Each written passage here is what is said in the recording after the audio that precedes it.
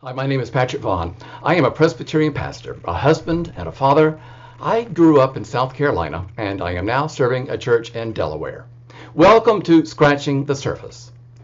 In these programs, Terrell Carter and I will engage in a series of conversations about race issues.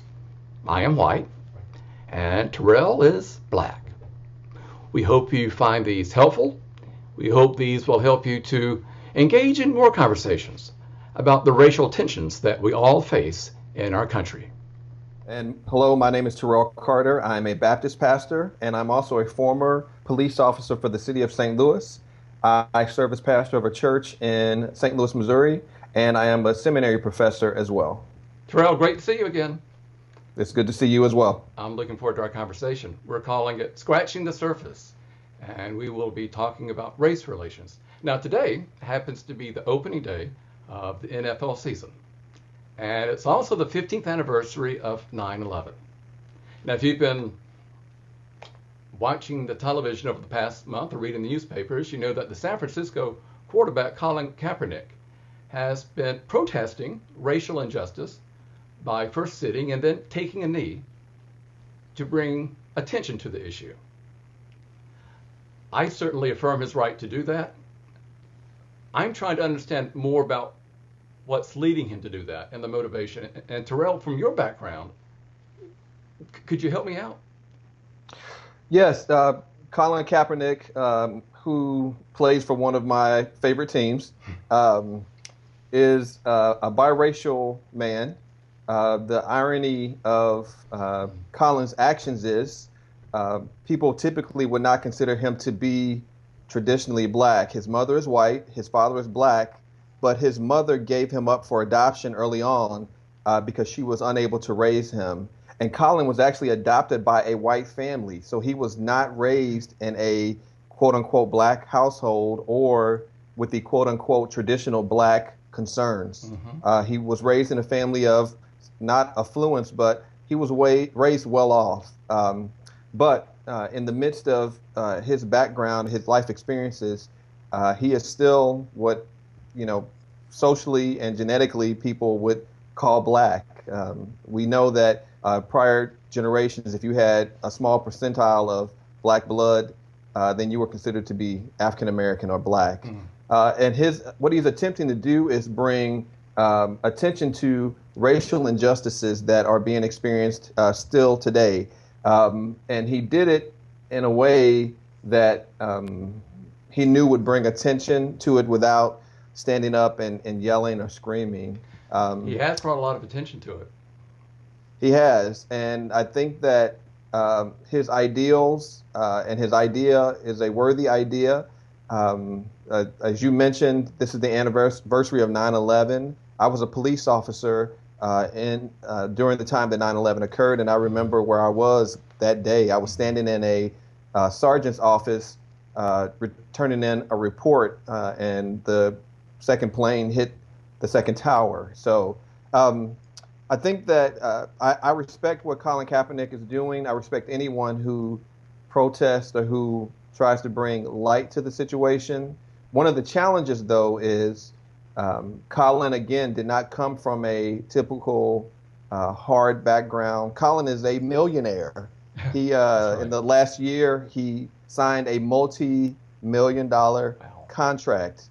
And unfortunately, when people see athletes who make millions of dollars, they immediately begin to question their sincerity. Hey, you don't struggle like the rest of us. What do you mean you have the same feelings or have the same experiences of these people? You are a millionaire, so you are insulated. And I think that what Colin is saying is that no, he's not insulated simply because he's a millionaire. When he drives down the street, if the police officer that stops him or another person, white, sees him, they don't necessarily see him first as an athlete, especially if they're not a football fan.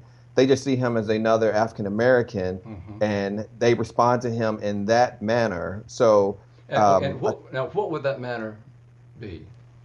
And well, how do you identify with that? Well, I have the fortune of seeing both sides of the situation, having been a police officer and being an African American, my life experience had been that I was always a suspect when something occurred. When I was out in public regularly, white women would grasp their purses. This is as a teenager and as an adult. I became a police officer when I was 23 years old. And even as a police officer, obviously I didn't wear my uniform 24 hours of the day, but when people saw me, they still saw me as a black man. I remember. I'm sorry for interrupting, but you want to share with me the story of maybe you were in the academy and were pulled over? Yep. So I was 23 years old. I was in the police academy, and St. Louis is surrounded by smaller municipalities. And so I was driving through one of those small municipalities on the highway on my way back home. And I was driving the speed limit. I literally was driving 55 miles an hour. And a police officer pulled me over. And I asked him why he pulled me over. And he said, because I was driving too slow. And I said, officer, I was driving the speed limit. I was driving 55 miles an hour. And he said, I know you was driving too slow. That makes me think that you were up to something. And I go, wow, it's wrong for me to drive the speed limit. So you will pull me over for driving the speed limit as well as for driving over the speed limit. And as I'm talking to him, he notices that I have a St. Louis Police Academy jacket on, and he panics. His face changes and he goes, you're on the police department? And I said, yes. He said, I am so sorry. Please don't report this. Don't tell anyone that I pulled you over. You can leave and don't worry about it. Well, obviously, he knew that he was doing something wrong. He knew that his intentions were wrong, and he knew that I knew his intentions were wrong.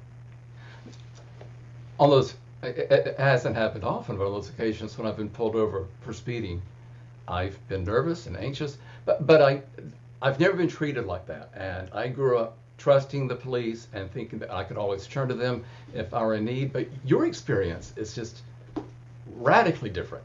It's a different world. It is, and unfortunately, most police would probably, police officials or people higher up would say, no, that's an aberration. It's not an aberration. In the academy, I was taught that there were certain people that you looked for, and the descriptions that they give you of certain people are typically minorities, black and brown people. Now, they would never say, pull over black and brown people, but the way they described them, the neighborhoods that they wanted you to patrol and give the most attention to were neighborhoods full of black and brown people. And then when I was out on the street after I graduated from the academy, then other seasoned officers would just say, yes, we are pulling over black and brown people because they were the ones who they could depend on to arrest and get the statistics that they needed. That's very helpful to hear. Thank you for sharing that. As I mentioned earlier, Terrell and I are calling this series of conversations Scratching the Surface. That's what we are doing in these brief conversations, scratching the surface of the racial challenges facing us in our country. We hope you'll join us for future episodes, and we hope this will help you to engage in more discussions about the challenges that are facing us. This is Scratching the Surface. I am Patrick Vaughn, and for Terrell Carter, thank you for joining us today.